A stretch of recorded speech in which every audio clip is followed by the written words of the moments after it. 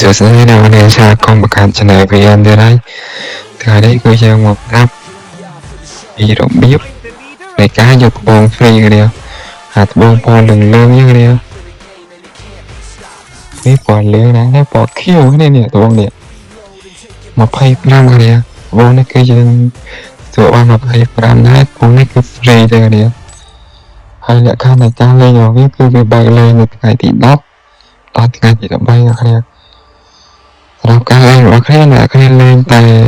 30វិនាទីទៅគឺយើងទទួលបានត្បូងហ្នឹងហើយគ្នាចាប់ពីថ្ងៃទី10ដល់ថ្ងៃទី13យើងធ្វើការលេងឲ្យបាន30នាទីចំនួន3ថ្ងៃហ្នឹងទៅគឺយើងទទួលបានត្បូងហ្នឹងគ្នាអាត្បូងហ្នឹងហើយអាត្បូងហ្នឹងគឺយើងចូលទៅដល់អាត្បូងមួយនេះគ្នាអាត្បូងពណ៌ខៀវនេះអានេះត្បូងធំគ្នាគឺយើងយកទៅដល់វាហើយយើងនឹងដូរទទួលបាន style គ្នានេះអា style នេះគឺវាប្រាប់ពីនេះរបស់បងណាគាត់មានអាត្បូងហ្នឹងឯង complete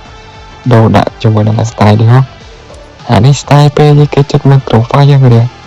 ពេលយើងចូល team 5អីក៏វាដូរដល់ដែរអែមណាស់នេះចេញមក perfect មកឡោះយដល់ដល់កន្លែងហ្នឹងមានសោះហើយមាន style rom វាគេទៅដៃចឹងហ្នឹងហ្នឹងហើយមាន style rom មានកៅអៅលេងមើលបាយ